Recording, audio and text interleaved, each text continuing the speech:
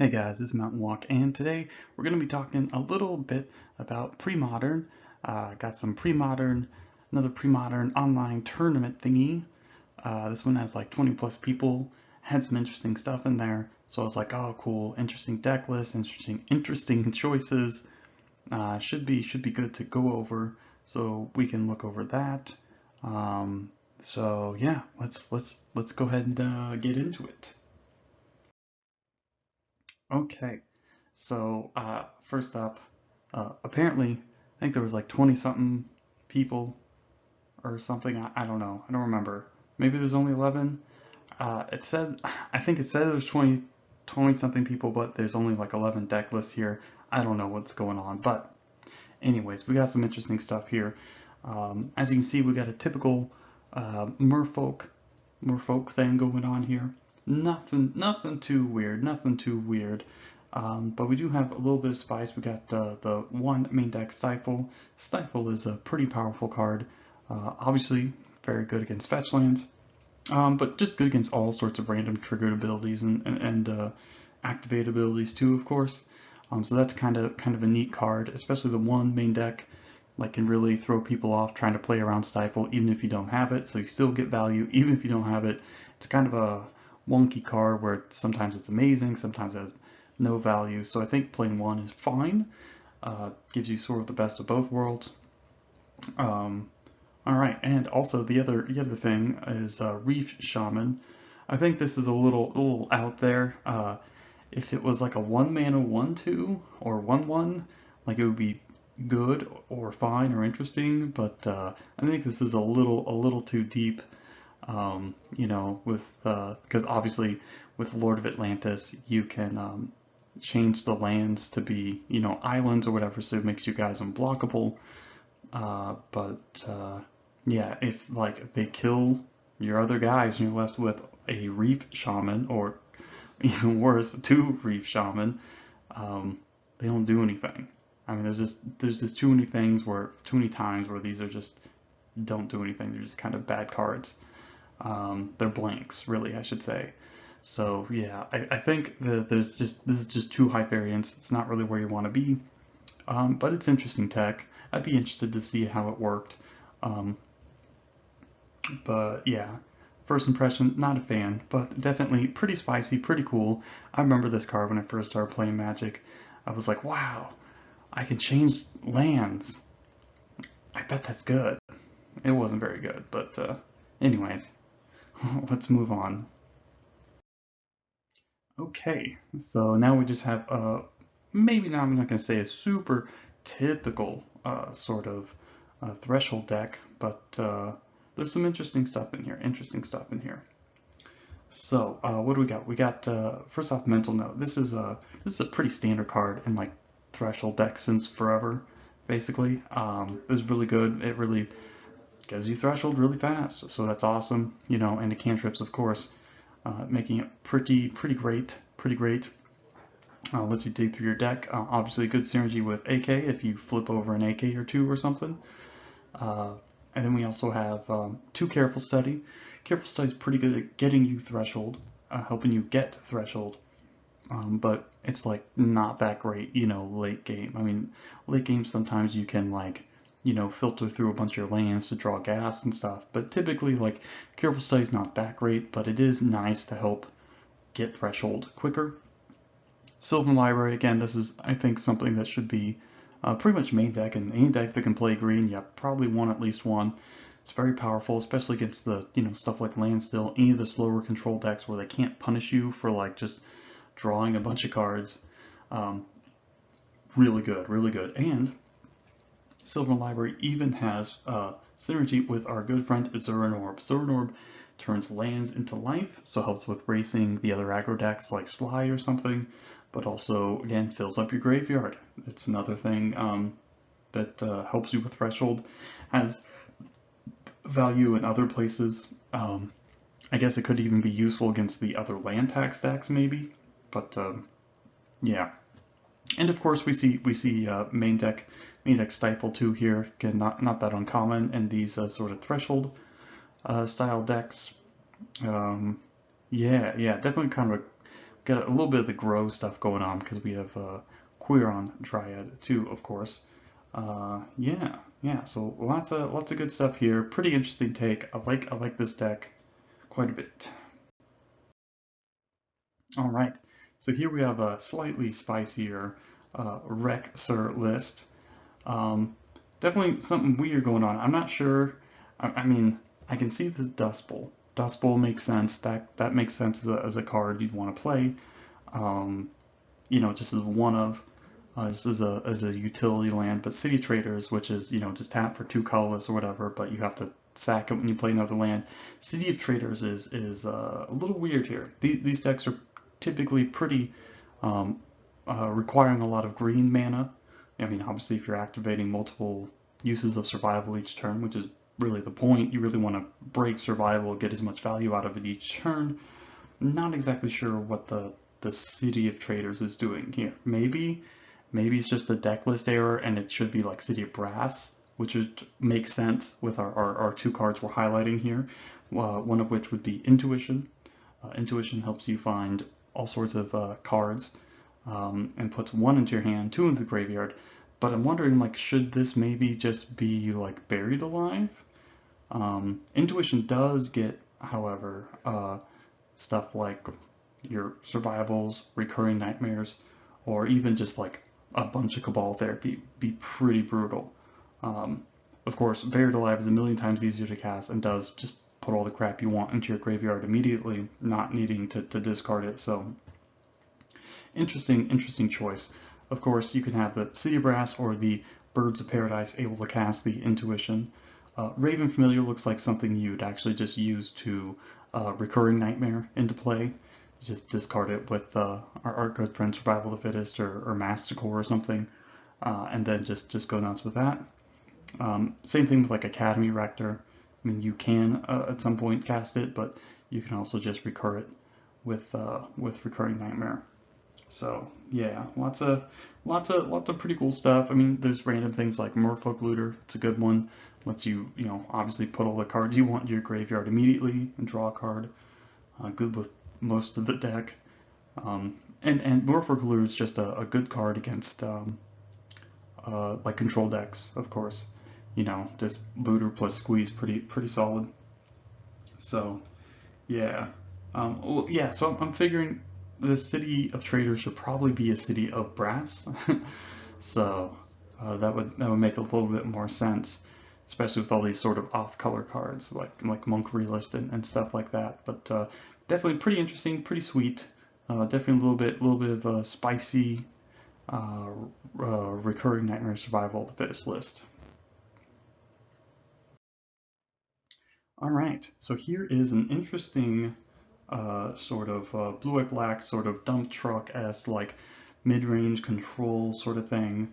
I think it looks pretty good. I think the main deck and sideboard pretty good. I mean, I think 3 null rods probably a bit suspicious. Probably one of those null rods could be like like an enlightened tutor, and you could probably replace another null rod with something like a worship or whatever. Or just maybe not a worship, but just like some other like interesting enchantment, or artifact or whatever. Because this is, I mean, this is just, I think 3 null rods is a bit much, especially with like 3 disenchant. I think that's a bit excessive. But I think the mana base is really where we want to look at a little bit of improvement, because I think some of it's good. Like obviously, like I think obviously some of Attica Waste, Underground River is good, but I think we really want to get rid of these City of Brass, especially if like we're constantly like needing to tap out, wanting to double spell, a turn, like it's going to be taking all this extra damage from City of Brass. I think we really definitely, I think we definitely want some number of Flooded Strand Polluted Deltas. Probably replace all the City of Brasses, so probably like 6 or something, depending on what we're looking, maybe 3 of each. 4-2 split of the fetch lands, but get rid of all the City Brasses, that's a bit much. And then cut some of the pain lands, like 6 pain lands is good with the 6 fetches, then we won't be taking excessive amounts of damage. Very important there. But other than that, I think this is good. This is definitely a pretty interesting take. I think actually in the sideboard, maybe I want something like Meddling Mage. Meddling Mage being very good against the combo decks, and is another threat too, also against the combo decks. But it looks like you're fairly well set up against them. But yeah, I'm pretty sure just like cut. Yeah, it looks like there's just a little too much of this artifact hate. I mean, especially if you play Enlightened Tutor, you can always get Seal of Cleansing. So you can Enlighten Tutor for Seal of Cleansing. You can't Enlighten Tutor for Disenchant. But that's okay. We got it. Looks good. Looks good. I like this. This is a pretty interesting deck. Like I said, just a little bit of work to be done on the mana base. I think it's just way too many pain lands. This is going to bite your ass against any of the more aggressive decks. All right, so again, land still, nothing too weird here. This is pretty much stock standard. And the only, like, I just want to talk a little bit about the flex slots. So the first one would be like Forbid. This is, again, sometimes played as a one of. It's a good way to turn your late game lands into, get value out of them, turn them into another counterspell, basically. So Forbid's pretty sweet as a one of. What a bunch of great art. I have no idea what's going on there, but it looks pretty based. And then Dismantling Blow is a good one too. Sometimes this is a disenchant, another disenchant, but the upside is pretty big. You get to, just pay extra mana and draw 2 cards, which is like, okay, it's like a 3-for-1, you get something off the board. That's pretty good. That's pretty good. I'm a big fan, but nothing too weird here. It's just land still. Good stuff. All right, so now we got an interesting Tog list. Yeah, all right, so we got some pretty interesting singletons here. I think they've been played before, but good to draw attention to them. We got Prohibit. Prohibit is pretty interesting counter spell. Pretty much it will always counter 1 and 2 mana stuff pretty much all the time. So unlike something like Mana Leak, which is not good late game, this will always counter their 1 or 2 drop spell. And then of course you can kick it to counter stuff that's like 4 or less, which is not efficient, but it is flexible. It is flexible, which is really nice. So instead of playing like, say 4 Mana Leak, you can play 3 Mana Leak and a Prohibit. It's probably just better. And it's got sweet art. Look, Metathran are based. Everyone likes Metathran. They're very cool. Urza's weird little eugenics sort of super soldier program. I mean, yeah, I'm sure drawing those comparisons makes Urza look like a real good guy, but yeah, definitely pretty sweet. But okay, the other card, of course, we have a one of is Ghastly Demise. Ghastly Demise is very cool.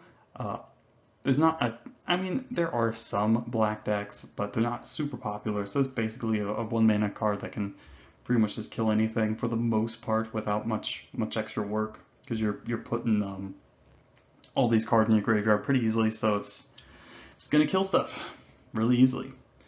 Yeah, not much to say there. I think the mana base is a little bit ambitious. I mean, 21 lands is a little low. You pretty much always want to be hitting your land drops, especially with something like Gush. Yeah, I think I definitely probably want to play like maybe like another Underground River or an island or something, like 22, 23, especially with stuff like, more expensive cards like Engineer Plague and Disc in the board. Yeah, I think that's a little low, a little low. But other than that, maybe if we have more cantrips, I think, like say Ops or Sleight of Hands, I think it, be more acceptable. But at this point, I'd say I think we want 1 or 2 more lands at least. So 22, 23 lands would be good. But yeah, pretty interesting Tog list. Pretty similar to a lot of them that I've been seeing. They kind of all look like this with Shadow Mage Tog. Sometimes Wonder, sometimes not, and then just like a bunch of different spells. So yeah, they do seem to look like this a lot of the time. But yeah, let's go ahead and move on. All right, so this is basically Astro Slide deck. Again, this is nothing weird here. Not too much, at least. For example, 2 cleansing meditation seems a bit excessive. Not really sure you need 2 cleansing meditation. As a 1 of it's fine. As a 2, I mean, like, what are you expecting? Like a ton of Enchantress? I think it's best just to play the 1 and clear up a sideboard slot for, like, say, another Crypt or something. And then Eternal Dragon. I don't hate a 3 Eternal Dragon. I usually only play a couple, I think. So yeah, I'd rather play maybe. I'm not sure. I'm not sure what I'd rather play. Maybe another Astro Slide, but obviously like multiple Astro Slides are not that great sometimes. So I guess it's probably fine to play 3 Eternal Dragon. That's just a tiny bit unusual, but not that strange or whatever. So it does cycle obviously, so it's never like, oh no, my Eternal Dragons is dead or whatever. But yeah. So always good, always good. So that's interesting. Might be maybe I need to change my thinking. Maybe I need to play 3 Eternal Dragon, 3 Exalted Angel. Anyways, let's go ahead and move on. All right, so this is basically just Sly and nothing weird here for the most part. We only see 3 Ball Lightning, but they're also playing 3 Vortex main.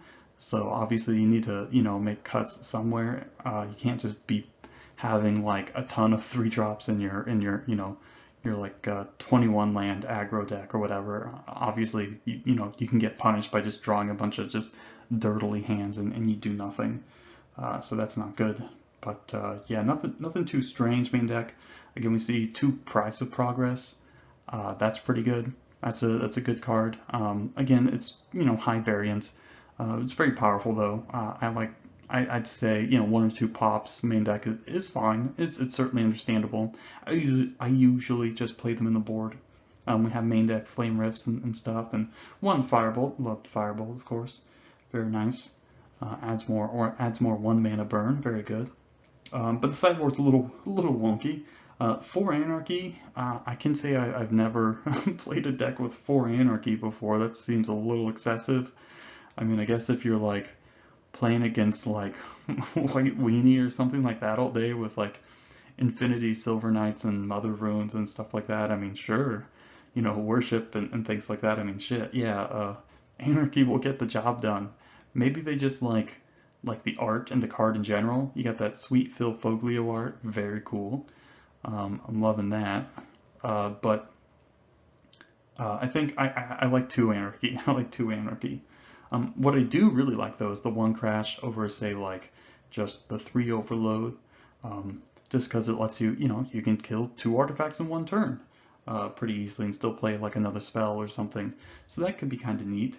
Obviously, Crash is not limited by converted mana cost, of course, and is certainly a reasonable card to cast in matches against like Mud or something like that. So yeah, Crash is a nice card. Definitely one to consider when you're thinking about your artifact hate. So good stuff here. Nothing too wonky. Lots of good enough. Lots of good stuff. All right. Um, this is basically just the Devour combo deck. The only weird thing here is Jeweled Amulet. I know the original version played Jeweled Amulet. I just really didn't like the card. I'm pretty sure I'd rather just play Lotus Petal like 100% of the time, or even something like Mox Diamond or something. Jeweled Amulet, I know it has a ton of text and you basically can't read it, but you can tap it. You have to remove a charge counter to tap it for mana of the color that you use to put the charge counter on. So if you put the charge counter on it, and use blue mana, then you can tap it to remove the charge counter to add a blue. It's a little weird, a little wonky. But yeah, there have been instances where I needed red and only had blue, or needed blue and only had red, and vice versa and all that stuff. So yeah, not a fan of Jeweled Amulet. I think I'd just rather play Mox Diamond or Lotus Petal. It's just not that great. It's definitely just wonky and just too much annoyance. It's too slow. This deck wants to be obviously faster than not. So, and then of course, Crumbling Sanctuary in the sideboard. This is a pretty interesting card to tinker out since it's very good against the like aggressive decks. Although I'm wondering how good it is. Obviously, with the combo, it can be kind of it can be a bit dyssynergist this synergistic, but it can buy you a couple turns. But yeah, at some point after like 3, 4, 5 turns, you might not even be able to combo anymore. So it is something to think about. So yeah, yeah. But yeah, interesting stuff. Interesting stuff. All right. And here we have basically just the Wilder survival deck. Nothing too weird, nothing too weird. We do have a I can't remember if I've seen this card before in a deck anywhere. I don't think I've seen it in this one either, but Mindless Automaton. So this is interesting. This is kind of like a Triskelion-like thing that draws you cards. So it's a 4 mana. Well, I mean, the card's on the screen. You can see what it does. So it lets you, as another discard outlet to get rid of stuff that's in your hand. And you get counters, makes it bigger to attack and or whatever. Or you can use it as like kind of like a pseudo draw engine. You can discard stuff and then weld like a Phyrexian Colossus into play and remove the counters and draw a card and all sorts of tricky stuff. So there's a lot of things you can do here, which is pretty interesting. I actually kind of like this card a lot. It definitely seems like it'd certainly be worth testing. So good stuff there. Another card that's good with Squee for sure. And then in the sideboard, we have Bottle Gnomes. Bottle Gnome seems like, obviously it's an artifact, so it has synergy with like the artifact welding stuff. But I'm thinking, I wonder if this is just better than Ravenous Baloth. Like Baloth gains you more life and is a lot bigger.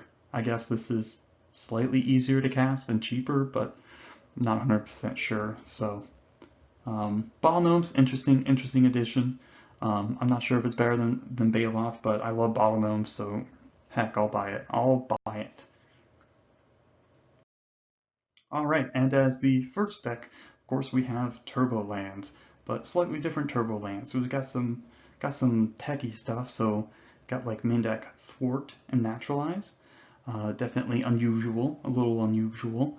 And then of course the mana base is a little wonky. Well, I don't want to say wonky. I'd say it's good actually. Just having more lands that can produce blue and green is very nice.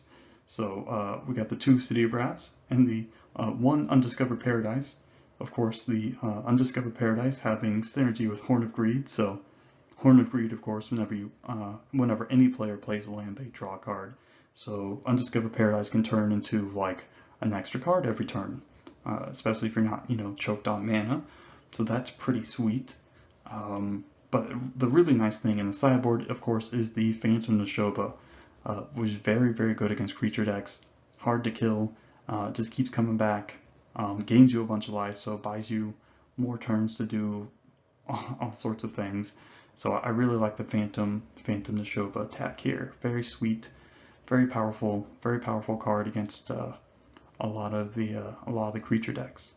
So yeah, but other than that, pretty normal deck. Time Warp, Sky Blessings, Exploration, Oath of Druids. I mean, this is just Turbo Lands, Turbo Oath. So yeah, good stuff here.